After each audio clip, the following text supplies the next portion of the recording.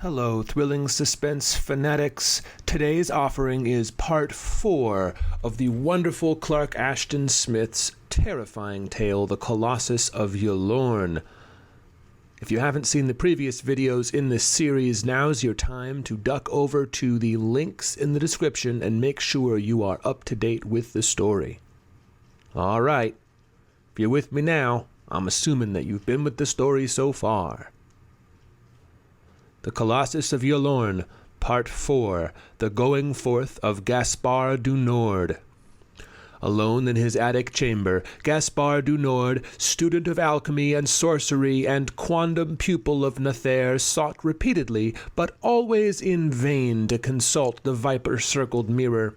The glass remained obscure and cloudy, as with the risen fumes of satanical alembics or baleful necromantic braziers. Haggard and weary with long nights of watching, Gaspard knew that Nathaire was even more vigilant than he.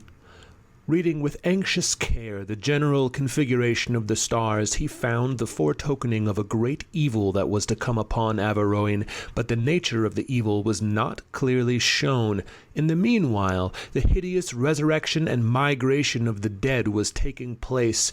All Averoigne shuddered at the manifold enormity. Like the timeless night of a Memphian plague, terror settled everywhere, and people spoke of each new atrocity in bated whispers, without daring to voice the execrable tale aloud. To Gaspard, as to everyone, the whispers came, and likewise, after the horror had apparently ceased, in early midsummer, there came the appalling story of the Cistercian monks. Now, at last, the long-baffled watcher found an inkling of that which he sought. The hiding-place of the fugitive necromancer and his apprentices at least had been uncovered, and the disappearing dead were clearly traced to their bourne.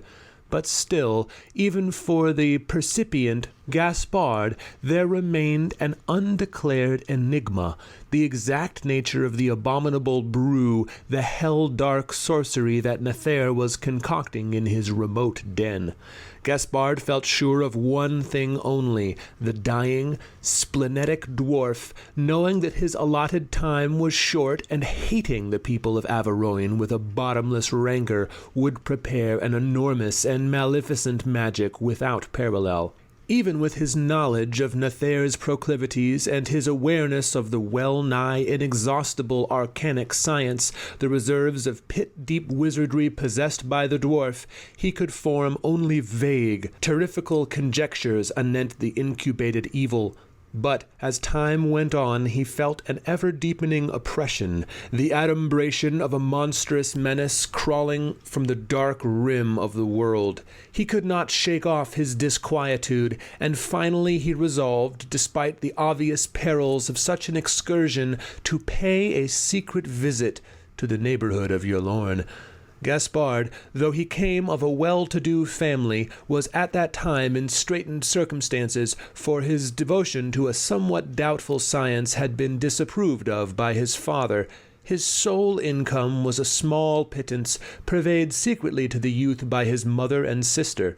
This sufficed for his meager food, the rent of his room, and a few books and instruments and chemicals, but it would not permit the purchase of a horse or even a humble mule for the proposed journey of more than 40 miles. Undaunted, he set forth on foot, carrying only a dagger and wallet of food. He timed his wanderings so that he would reach Ylourgne at nightfall, in the rising of a full moon. Much of his journey lay through the great lowering forest, which approached the very walls of Ylourgne on the eastern side and ran in a sombre arc through Averoigne to the mouth of the rocky valley below Ylourgne.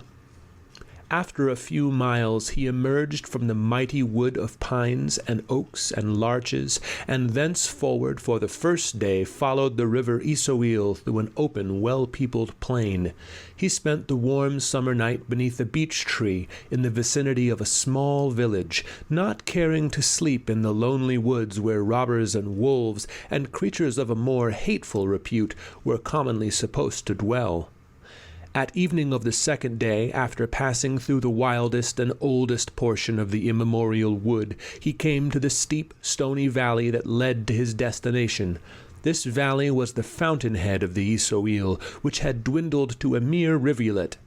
In the brown twilight between sunset and moonrise, he saw the lights of the Cistercian monastery, and opposite, on the piled, forbidding scarps, the grim and rugged mass of the ruinous stronghold of Ylourgne, with wan and wizard fires flickering behind its high embrasures. Apart from these fires, there was no sign of occupation, and he did not hear at any time the dismal noises reported by the monks. Gaspard waited till round noon, yellow as the eye of some immense nocturnal bird had begun to peer above the darkling valley. Then, very cautiously, since the neighborhood was strange to him, he started to make his way towards the somber, brooding castle. Even for one well used to such climbing, the escalade would have offered enough difficulty and danger by moonlight.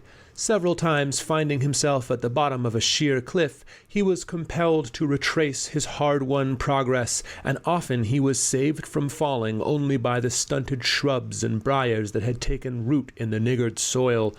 Breathless, with torn raiment and scored and bleeding hands, he gained at length the shoulder of the craggy height below the walls. Here he paused to recover breath and recuperate his flagging strength.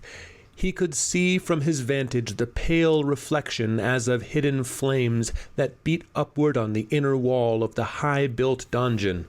He heard a low hum of confused noises, whose distance and direction were alike baffling. Sometimes they seemed to float downward from the black battlements, sometimes to issue from subterranean depths far in the hill. Apart from this remote, ambiguous hum, the night was locked in a mortal stillness. The very winds appeared to shun the vicinity of the dread castle. An unseen, clammy cloud of paralyzing evil hung removeless upon all things, and the pale, swollen moon, the patroness of witches and sorcerers, distilled her green poison above the crumbling towers in a silence older than time. Gaspard felt the obscenely clinging weight of a more burthenous thing than his own fatigue when he resumed his progress towards the barbican. Invisible webs of the waiting, ever-gathering evil seemed to impede him. The slow, noisome flapping of intangible wings was heavy in his face. He seemed to breathe a surging wind from unfathomable vaults and caverns of corruption. Inaudible howlings, derisive or minatory, thronged in his ears, and foul hands appeared to thrust him back.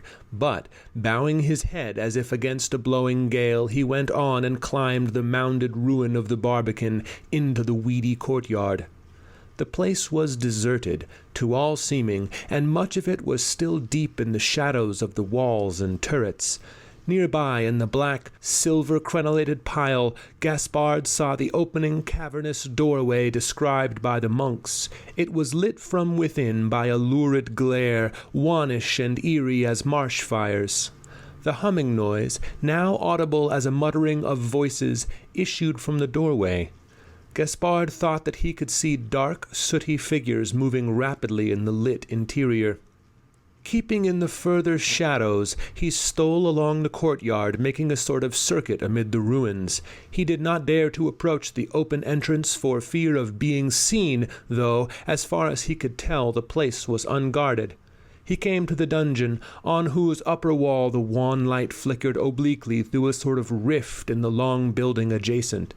This opening was at some distance from the ground, and Gaspard saw that it had been formerly the door to a stone balcony. A flight of broken steps led upward along the wall to the half-crumbled remnant of this balcony, and it occurred to the youth that he might climb the steps and peer unobserved into the interior of Ylourgne. Some of the stairs were missing, and all were in heavy shadow. Gaspard found his way precariously to the balcony, pausing once in considerable alarm when a fragment of the worn stone, loosened by his footfall, dropped with a loud clattering on the courtyard flags below. Apparently it was unheard by the occupants of the castle, and after a little he resumed his climbing. Cautiously he neared the large, ragged opening through which the light poured upward. Crouching on a narrow ledge which was all that remained of the balcony, he peered in on a most astounding and terrific spectacle, whose details were so bewildering that he could barely comprehend their import till after many minutes. It was plain that the story told by the monks, allowing for their religious bias, had been far from extravagant. Almost the whole interior of the half-ruined pile had been torn down and dismantled to afford room for the activities of Nether. This demolition in itself was a superhuman task, for whose execution the sorcerer must have employed a legion of familiars as well as his 10 pupils. The vast chamber was fitfully illumined by the glare of athanors and braziers, and, above all, by the weird glimmering from the huge stone vats. Even from his high vantage, the watcher could not see the contents of these vats, but a white luminosity poured upward from the rim of one of them, and a flesh-tinted phosphorescence from the other. Gaspard had seen certain of the experiments and evocations of Nether, and was all too familiar with the appurtenances of the dark arts. Within certain limits, he was not squeamish, nor was it likely that he would have been terrified overmuch by the shadowy, uncouth shapes of demons who toiled in the pit below him side by side with the black-clad pupils of the sorcerer. But a cold horror clutched his heart when he saw the incredible, enormous thing that occupied the central floor, the colossal human skeleton 100 feet in length, stretching for more than the extent of the old castle hall, the skeleton whose bony right foot the group of men and devils to all appearance were busily clothing with human flesh. The prodigious and macabre framework, complete in every part with ribs like arches of some satanic nave, shone as if it were still heated by the fires of an infernal wedding. It seemed to shimmer and burn with unnatural life, to quiver with malign disquietude in the flickering glare and gloom. The great finger bones, curving claw-like on the floor, appeared as if they were about to close upon some helpless prey. The tremendous teeth were set in an everlasting grin of sardonic cruelty and malice. The hollow eye sockets, deep as Tartarian wells, appeared to seethe with myriad mocking lights, like the eyes of elementals swimming upwards in obscene shadow. Gaspard was stunned by the shocking and stupendous phantasmagoria that yawned before him like a peopled hell. Afterwards he was never wholly sure of certain things, and could remember very little of the actual manner in which the work of the men and their assistants was being carried on. Dim, dubious bat-like creatures seemed to be flitting to and fro between one of the stone vats and the group that toiled like sculptors, clothing the bony foot with a reddish plasm which they applied and molded like so much clay.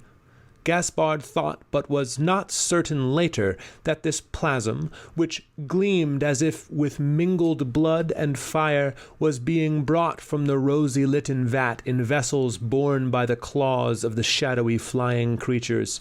None of them, however, approached the other vat, whose wannish light was momently enfeebled as if it were dying down. He looked for the minikin figure of Nether, whom he could not distinguish in the crowded scene. The sick necromancer, if he had not already succumbed to the little-known disease that had long wasted him like an inward flame, was no doubt hidden from view by the colossal skeleton, and was perhaps directing the labors of men and demons from his couch. Spellbound on that precarious ledge, the watcher failed to hear the furtive cat-like feet that were climbing behind him on the ruinous stair. Too late, he heard the clink of a loose fragment close upon his heels, and turning in startlement, he toppled into sheer oblivion beneath the impact of a cudgel-like blow, and did not even know that the beginning fall of his body toward the courtyard had been arrested by his assailant's arms. End part 4. I hope you guys are digging this story as much as I do. It's been a long-time favorite of fans of the Averoigne setting, so tune in tomorrow for the next part, and check out Thrilling Suspense Fantasy Volumes 1 and 2, Comics and Pulps in the classic tradition, available in the links in the description below. Have a wonderful day.